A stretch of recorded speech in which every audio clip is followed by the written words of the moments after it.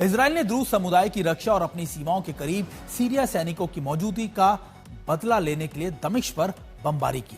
इस हमले पर सीरिया से ज्यादा कड़ी प्रतिक्रिया ईरान की तरफ से आई है। ईरान ने कि विदेश मंत्री ने सीरिया पर हुए हमले को लेकर नए युद्ध की भविष्यवाणी कर दी है। दावा यह किया जा रहा है कि अब इजराइल के हमलों को रोकने के लिए अब इजराइल को रोकने के लिए ईरान हमला करेगा। अगर ईरान ने इजराइल पर हमला किया तो अमेरिका भी इस युद्ध में शामिल होगा। एक बार फिर से ईरान पर मंडराते युद्ध के बादलों पर यह रिपोर्ट देखिए। सीरिया तो बहाना, ईरान है सीधा निशाना।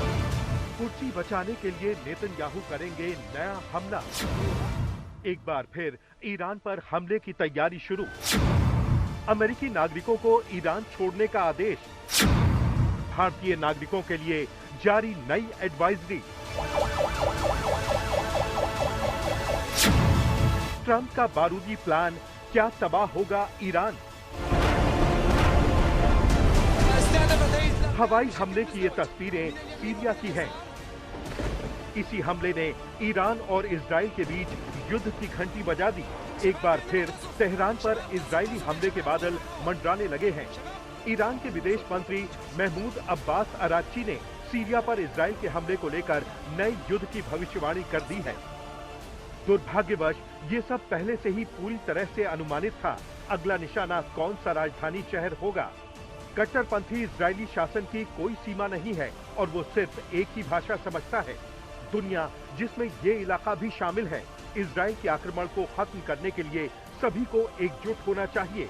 ईरान सीरिया की संप्रभुता और क्षेत्रीय अखंडता का समर्थन करता है और हमेशा सीरियाई लोगों के साथ खड़ा रहेगा।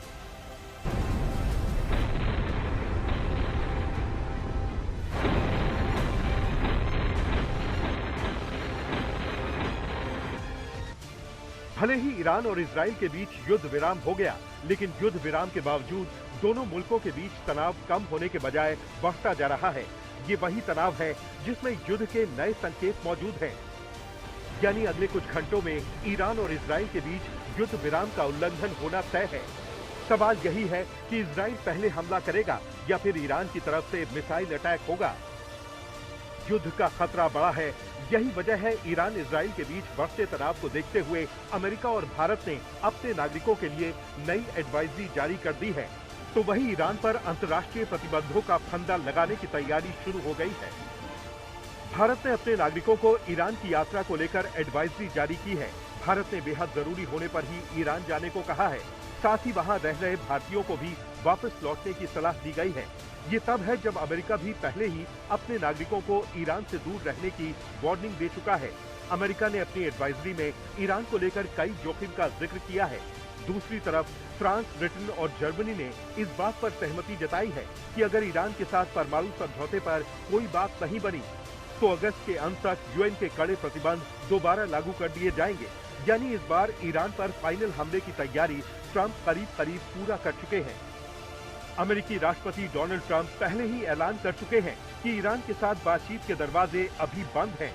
अभी खामिनेई से कोई डील नहीं होगी, जबकि ईरान के सुप्रीम लीडर खामिनेई लगातार अमेरिका के राष्ट्रपति ट्रंप और इजराइल के प्रधानमंत्री नेतन्याहू को खुल्ला चुनौती दे रहे हैं। भले ही खामिनेई की तरफ से अमेरिका और इजराइल को धमकी दी गई, लेकिन इजराइल को लेकर ईरान में अभी भी दहशत है। अभी भी ईरान में जीपीएस सर्विस को बहाल नहीं किया गया।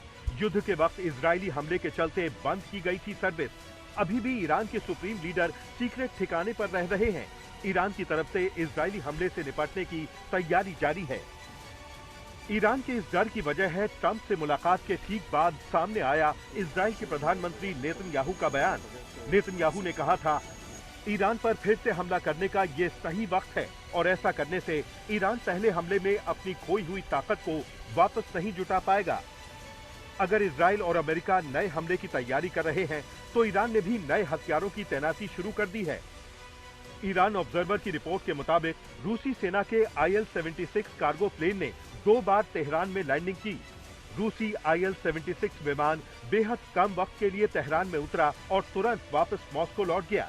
ऐसे में दावा किया जा रहा है कि रूस की तरफ से ईरान को विनाशकारी हथियारों की खेप पहुंच गई है।